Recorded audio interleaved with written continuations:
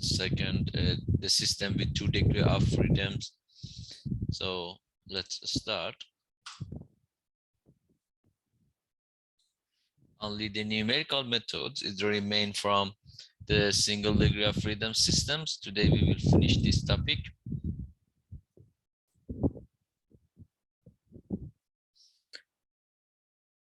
We studied the different analytical methods such as Laplace transform and the convolution integral, as well as the theory of the ODEs to solve the equation of motion for the system with single degree of freedom system so far. And today we want to discuss the numerical methods. What's the advantage and disadvantage of this method? In fact, most of the time we are not able to solve the problems using the new analytical methods. For example, when deal with a nonlinear equation, most of the times in the real world, you deal with a nonlinear system, and consequently the equation of motion will be a nonlinear equation. And sometimes it's not possible to solve this nonlinear equation. Of course, there are some analytical methods, but always it's not applicable, and sometimes it's impossible to solve analytically. And also sometimes we solve the equation using the analytical methods, or we have the response using the experimental test, and we need to validate our results using another methods. That another methods is usually the numerical methods. In this course, in fact, this is only an introduction to the numerical methods and their application in the vibration, and only we will discuss the Runge-Kutta, the force or the Runge-Kutta method, and how to use this method in the STOF systems only. Okay, so this is only an introduction, and if you are interested, you can develop your knowledge later with other references. So we use the numerical methods for complicated equations, complicated problems with arbitrary loadings, and sometimes to validate all results. Again, we can consider the equation of motion for an STOF system, a single degree of freedom system, which is an ODE from order 2. Here you can see mx double dot plus cx dot plus kx is equal to ft, which ft is the external force, and in terms of mathematics, this is the non-homogeneous term. M is the mass of the system, C is the coefficient of damping, and K is the stiffness of the system with the initial condition X naught and V naught. We can, for some value of Ft, you saw that we can solve this equation for some, for example, for the harmonic Ft or for periodic Ft, we can easily find the analytical solution. Sometimes we can use the Laplace transform and find the response. But we want to use the numerical methods, and specifically we want to use the force or the Runge-Kutta method to find the response of this system subjected to the external force Ft. For this purpose, usually in the numerical methods, we try to convert this ODE with order 2, we convert it into a system of ODEs with order 1. Here we have then ODE from order 2, so we can extract two equations with two ordinary differential equations with order 1. For this purpose, we defined two new parameters. The first parameter is x1t, which is equal to xt. As you can see, this variable x1t in fact is the same as x in the main equation. So x1 dot in fact at t is equal to 0 is v naught. So x1 is the same as xt, and when you solve this equation and you obtain x1t, in fact you are extracted the xt. The second variable, which is x sub 2t,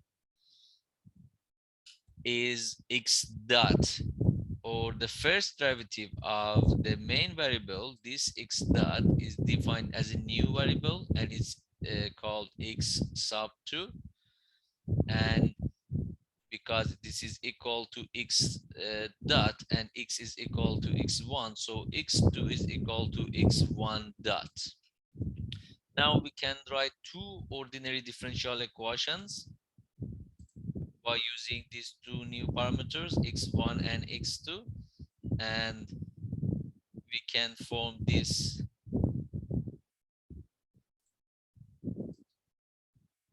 system of ODEs from order 1. So you can see we convert an equation, an ordinary differential equations with order 2, we convert it into two equations, two ordinary differential equations with order 1. And we have two unknowns in this equation. One is x1 and the other one is x2. In the left hand side we have x1 dot and x2 dot, and in the right hand side we have x1 and x2, as you can see. And also we have ft, which is the non-homogeneous term. This equation will directly obtain from the main equation, and this is the definition for the second variable x2, as we define that x2 is equal to x dot or x1 dot. We can rewrite these two equations in the vector form. The vector uppercase x, which is x1 and x2, its components are x1 and x2, is equal to f, x, and t, which f in fact is the right hand side of the equation. The first equation, the right hand side is x2, so f x t, its components are, the first one is x2, and the second one, the second component for this vector is the right hand side of the second equation. So we have the vector form for the equation of motion, and now our purpose is to obtain the response of these two equations.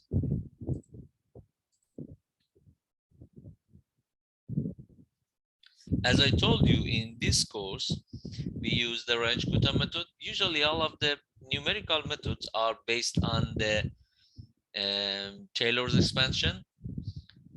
The definition of the Taylor series expansion, as you can see here, is x at t plus delta t, which delta t is the increment in the time. And this is the time that we can find the response for these intervals. I mean, for example, assume that we have, this is the time axis, start from 0. Delta t is the intervals that we can find the response at each intervals. Here, for example, if we define that delta t is equal to 0.1 second, so we can find the response at t is equal to 0, because this is the initial condition. Then we can find at t is equal to t plus delta t, or 0 plus 0.1. So the next point we will find the response at this point, 0.1. The next point we can find the response again plus delta t, it will be 0.2.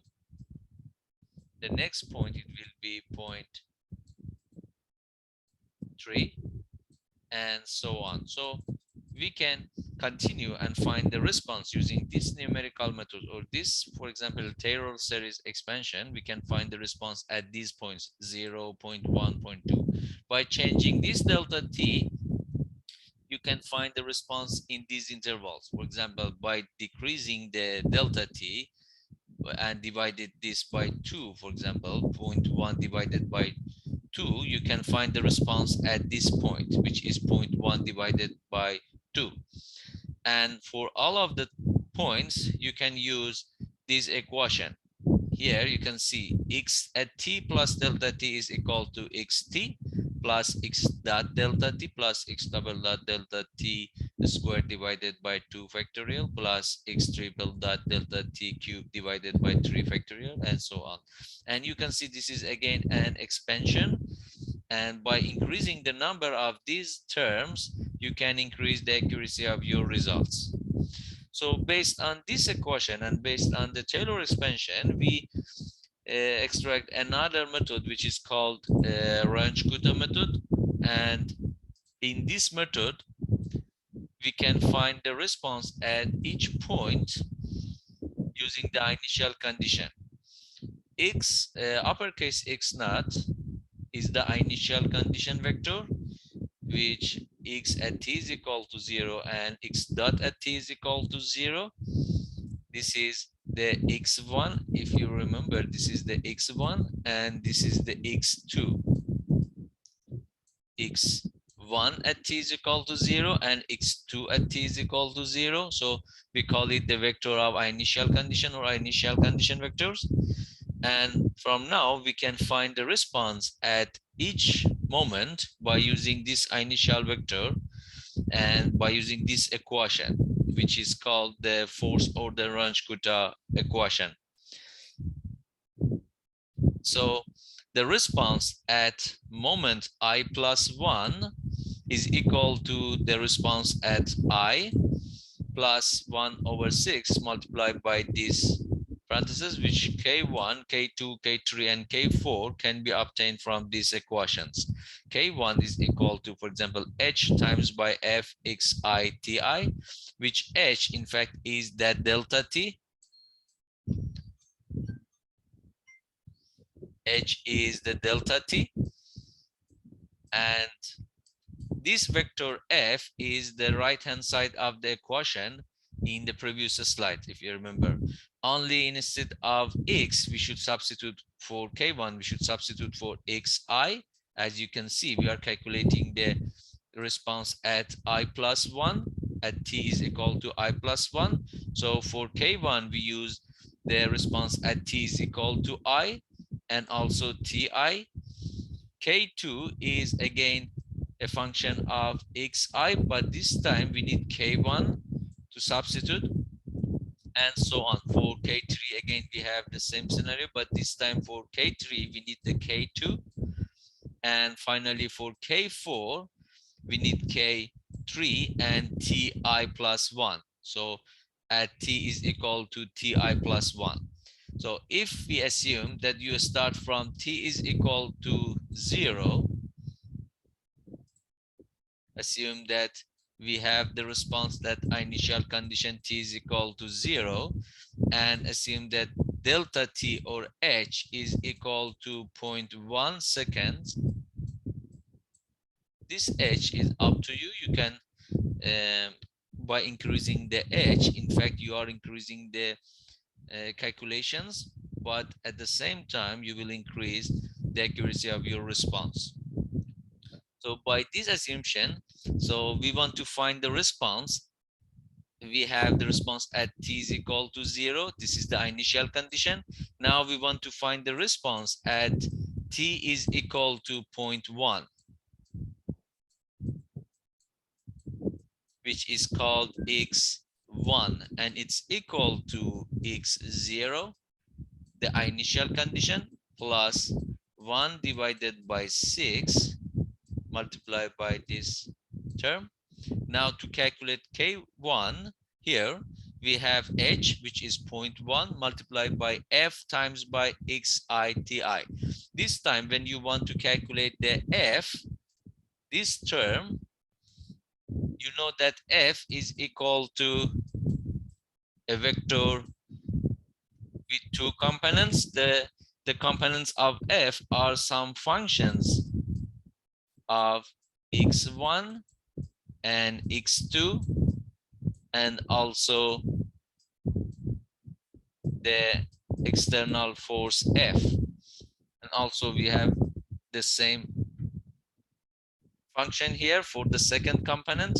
To calculate this F, now you should substitute for x1 and x2, and this F, which can be a function of time, you need to substitute from the initial condition. So for x1, you should substitute this term x naught, and for x2, you should substitute v naught. And for t, you should substitute t is equal to 0 because the index is I. So you need to substitute t is equal to 0 and calculate this F. To calculate K2, Again, we have h multiplied by f, but this time xi plus half k1. We calculate k1, which k1 in fact is a vector with two components. This time to calculate k2, here in f, this time we will have x1 plus half of the first component of k2, and for x2 you should substitute v naught plus half of second component of k1, and for t you need to substitute 0 plus 0.1 divided by 2, because ti is 0 and h is 0.1. So if you had t in your equation, you will substitute this t by 0 plus 0.1 divided by 2, and you can calculate k2. For k3 the same, and you can continue. Now you can calculate the x at t is equal to 0.1 or x1. The second step, you need to calculate the x2. For example, x2, which is equal to x at t is equal to 0.2. This time x2 is equal to x1. You need to use the x1, which is calculated in the first step, to calculate x2, and this procedure will be repeated till you achieve to your final point. I mean, for example, you want to find the response between 0 and 10 seconds. So you start from 0, you find the response at 0.1. The next step, you will find the response at 0.2, and this procedure will be continued to t is equal to 10 seconds. And for each step, you need the response in the previous step to calculate the response at this moment. Okay, for this type of solutions, you usually need to use a computer program. You can use different programs, different softwares. For example, you can use Excel, you can use Maple, Mathematica, MATLAB, or any other software that you can use it. These methods, the numerical methods, it's not logic to use this method in the exam. So definitely in the exam we will not have these methods, but in the assignment 2 you will have at least one question that you need to solve that question using this method. You need to use a specific software, as I told you, and then you can write a program, you can write a mathematical code, and by using that code you can solve the equation in a specific period of time. For example, in 10 seconds, 5 seconds, and according to the problem description. So this method is only used in the assignment 2, and in the exams we don't have any questions use numerical method, because it's not logic and it needs some mathematical codes. Okay, any questions so far?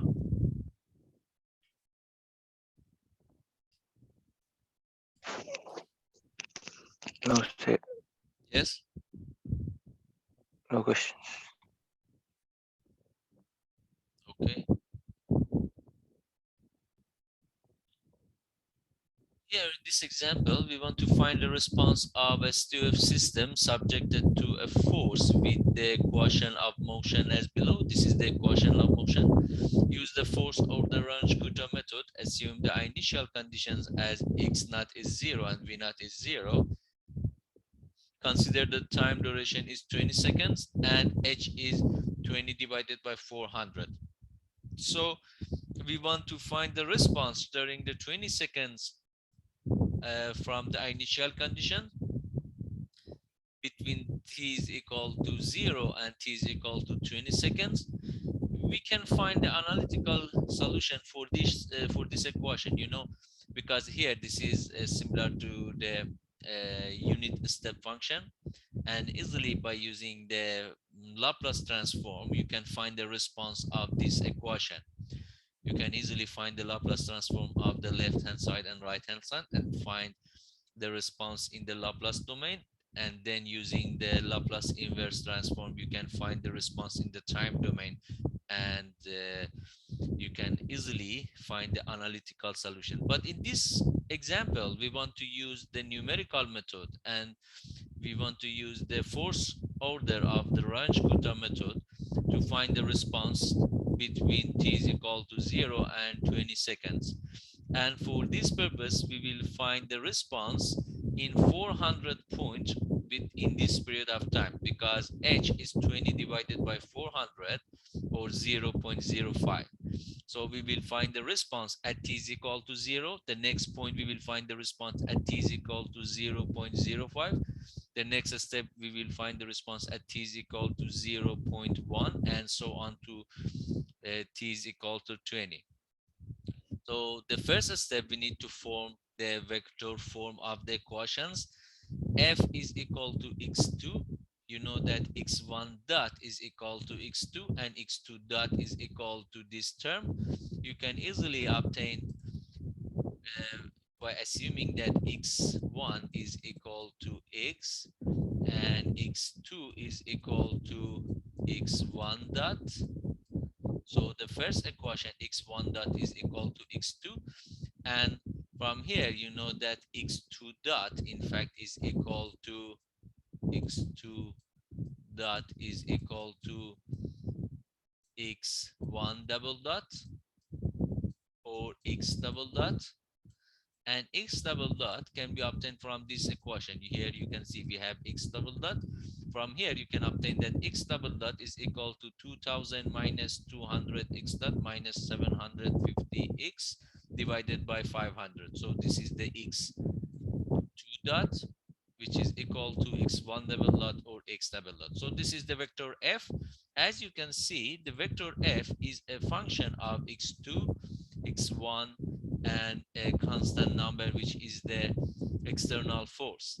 And the initial condition vector x naught is 0 and 0. So from here you can easily calculate k1. For k1, you know that it's equal to h times by this vector f for x naught and t naught. Or here, instead of x2 we should substitute 0, for x1 we should substitute 0, and then k1 is equal to h times by f at x naught and t naught. Of course, this vector in this f, we don't have time, so this term is not very important. So it's equal to h, which h is equal to 0.05 multiplied by, now instead of x1 and x2, we should substitute from this initial condition, which are equal to 0, and it's equal to 0. So it will be 1 divided by 500. Sorry for my bad handwriting. I do my best to write clearly, but it's not possible. Minus 200 multiplied by x2, which x2 again is 0, as you can see. So we should substitute 0, minus 750 multiplied by x1. Again, x1 is 0 as well. And now you can calculate k1. So you can see k1 is equal to 0.05 multiplied by 0, which is 0. The second term, this term is 0, this term is 0. It will be 2000 divided by 500, which is equal to 4. 4 multiplied by 0.05, which is 0.2. Of course, check the calculations later. So this is the k1, and now we can calculate k2 and so on. But as I told you, this procedure, if you want to calculate this manually, it will be very complicated and very long procedure. So you need to use a specific software. And here in this example, I used Maple to solve this equation. And here you can see this is a very simple code in Maple. If you work with Maple, you can easily use this code and find the response in the period of 0 and 20 seconds. As you can see, if you use other software such as, I don't know, Mathematica, MATLAB, or any other software, I think even in the Excel you can write a specific code to calculate these calculations, because this is a for loop. I mean, you need to use a specific code to use the for loop or any other loops to calculate this procedure, because this is a repeated calculations, and you need to use the initial condition from the previous step to find the response in the next step. So you can use any other softwares. If you need further clarification on this code, you can arrange a Zoom meeting, or you can come to my office. Or if you need this software, I can give you the source to use this software to calculate for your assignment too, of course. So this is the procedure, and finally we can find the results. As you can see, I is equal to 1 is for the initial condition. This is the first point. At this point, t is equal to 0. The initial condition was 0. At the second point, which t is equal to, for this point, in fact, t is equal to h. For this time, t is equal to 2h, and so on. And finally here, which t is equal to 20 seconds. So we find the response at each moment. The response for this system, in fact, is the first column, because the second column is the velocity, the first column is the displacement. So from this method, we calculated the velocity and displacement of your x. This one is x, and this one is x dot, the second column. And if you plot it, you can compare these results with your analytical solution. I mean, you can find the analytical results, and then you can plot these results in your software. For example, in Maple, you can easily plot it, because the first column is time and the second column is displacement. So you can easily plot these results and compare with the result obtained from the analytical methods. And then by changing this h, you can see that you can adjust the accuracy of your results, of your numerical results, because for this specific example, we have the analytical and we have the exact solution, but sometimes we cannot find the exact solution. So this is a numerical method. Definitely it will have some error, it will have some disadvantage, and we will discuss the disadvantage of this method in the next slide. Okay, any question from this example?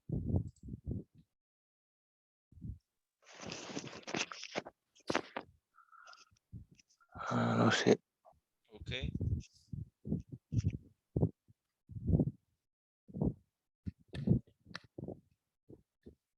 So as I explained, most of the time when you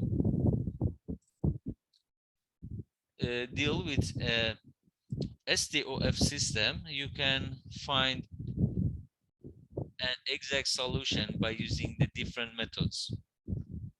Sometimes you can find an approximation for your solution using the Fourier series, for example. You saw in the Fourier series, in fact, you are finding an approximation, an analytical or a closed form solution for your response. But sometimes it's not possible. You cannot fit any polynomial, or you cannot find any harmonic or any series for your external force, such as this here. You can see in this graph, it can be, for example, the excitation curve of an external force, for example, for a suspension system in your car. Most of the time, there is no specific function or continuous function for your external force. So in these cases, one of the options that you can use is the numerical method. In these numerical methods, you can find the value of your external force at each point. For example, here at t is equal to 0, we know that F is equal to a specific value. Similar to the previous example, the external force was 2000. So we can solve the equation at this moment for a constant value for F1. Again, we can solve the equation for this point, because we have the value of F at this point, again at this point, and for other points. And then we can assume that the function ft is an approximation by using the piecewise linear functions. As you can see here, you can find an estimation or an approximation for ft between these 2 points, and then we can expand your numerical results for these intervals, or you can increase the number of the points, the sample points, or you can decrease in fact the h or delta t and find the response for these intervals. So this is the advantage in fact of the numerical methods. But in fact, when you are using the numerical methods, you only find the response at these specific points, and you don't have any information for the interval between these 2 points. I mean, assume that delta t is equal to 0.1, and you are calculating the response at t is equal to 0 and t is equal to 0.1. But if I ask you that what is the response in this interval and what will happen to your system in this interval, you don't have any information. For example, here, when t is equal to 0.07, you don't have any information at this moment. You can find an approximation, but you don't have any exact information for the response. So we use the numerical methods to find the response in the certain points by using the delta t's, and then you can find and you can use the approximation methods to find the response in the intervals.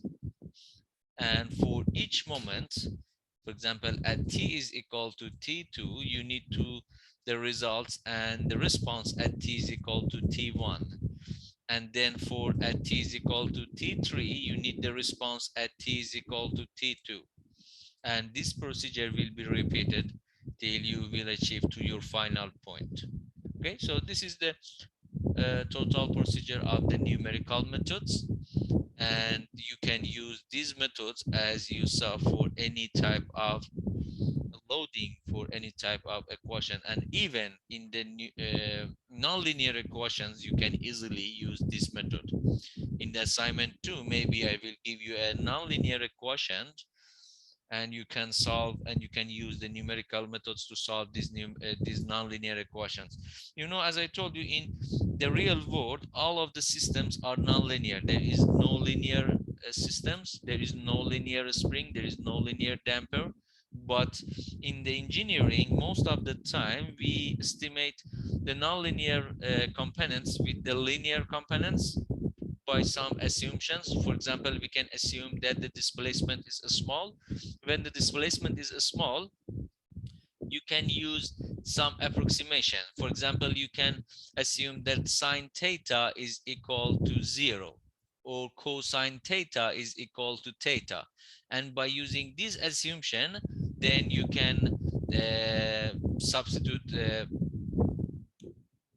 you can of course, sorry, I made a mistake. When the theta is small, the sine theta is equal to theta and cosine theta is equal to 1. I made a mistake, sorry. So you can use this assumption to neglect the nonlinear components and to vanish the nonlinear terms in the equation of motion. As you saw in the, for example, in pendulum, we substitute the sine theta by theta and cosine theta by 1, and you know that sine theta and cosine theta are nonlinear terms in the equation of motion. When you vanish these terms, you are converting your nonlinear equation into the linear equations. But if theta was not small, or it was not, the deflection was not small, you cannot neglect or you cannot vanish these nonlinear terms. And to solve these equations, you need some complicated analytical methods, or you can use these numerical methods. In the assignment 2, you will see that how to solve a nonlinear equation by using the numerical methods. Okay, any question? If you don't have any question, we can wrap up this session. Wrap up this part and start the concepts for week 9.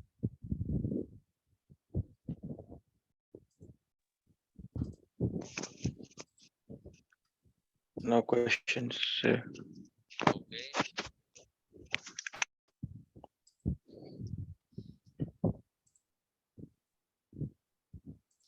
Okay.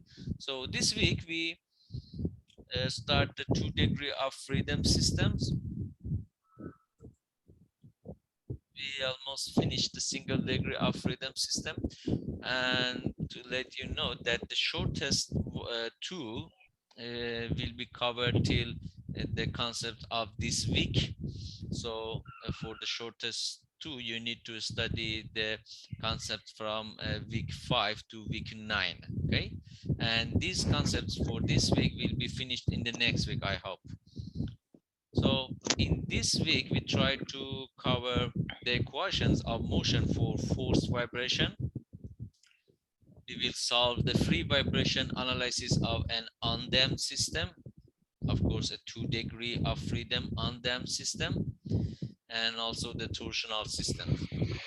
And finally, the coordinate coupling and principal coordinates. So as I explained in the first week, we will have different system with different degree of freedoms.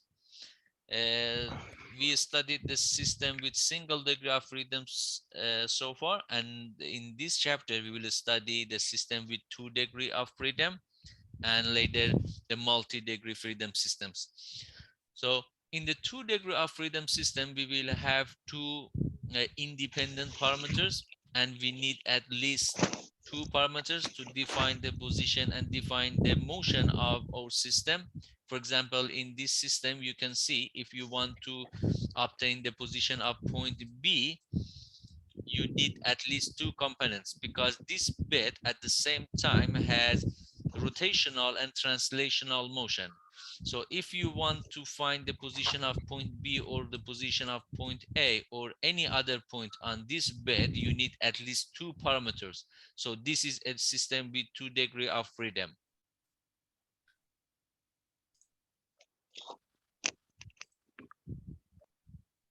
Another example is a simplified suspension system of a car.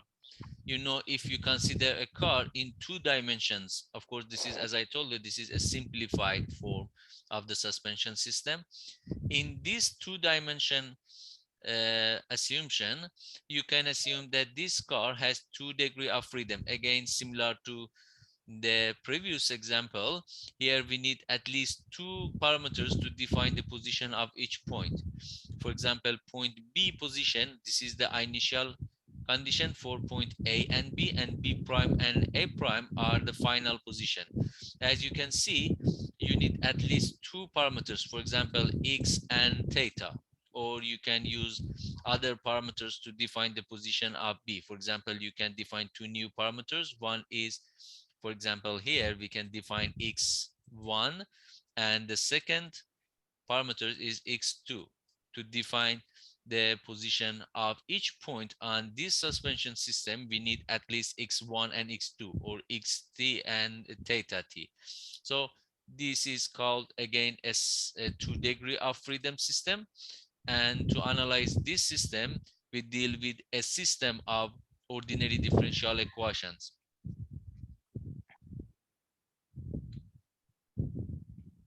To extract the equation of motion for a system with 2 degree of freedom, here you can see the degree of freedoms are X1 and X2. We have two mass M1 and M2, which are connected with this spring K2 and this damper C2, and each of them is subjected to an external force, and also they are connected to the fixed H by using two springs and two dampers, K1 C1 and K3 C3. In this system, if you want to extract the equation of motion by using the Newton's second law, again, you can easily extract the equation of motion by writing the force equation in the x direction for each mass. If you write for the mass 1 and plot the free body diagram, for example, and assume that this mass m1 is moving to the right, because the degree of freedom for this mass is considered x1. So we will have one force due to this spring, one force due to this damper, we have one force due to the spring K2 and one force due to the damper C2, and also we have F1. All of these force will create the acceleration in x1 direction, and it must be equal to m1 times by x1 double dot. If you write it and simplify, you can extract the first equation. For the second mass, if you write the force equation and Newton's second law in horizontal direction, you can extract the second equation and simplify it.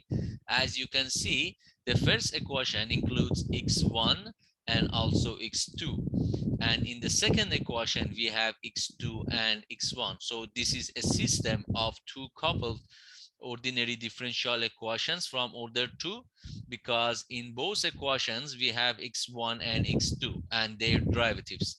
So to solve this system, we need to solve to find the response of this system, we need to solve two equations at the same time, or we need to solve a system of two equations, which we will discuss in this chapter. And next chapter, we will discuss different methods to solve this type of equations and this system to find the response of these systems.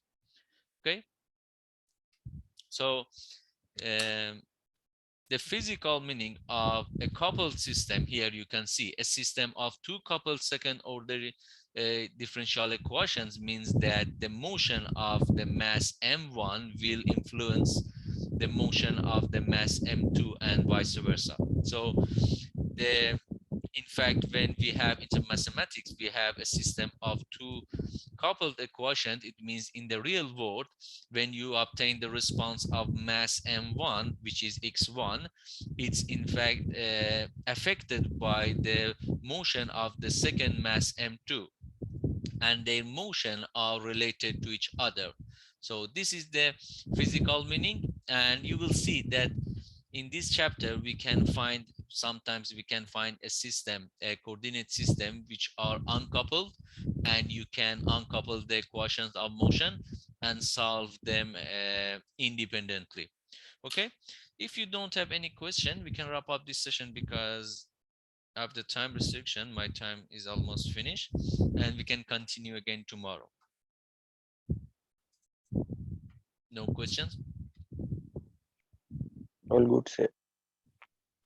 Okay, thank you, and we can continue again tomorrow, and also tomorrow we will have tutorial. Please go through the to the lecture notes, and tomorrow let me know if you have any questions. Thank you and have a good day. Bye. Thank you. Thank you, sir.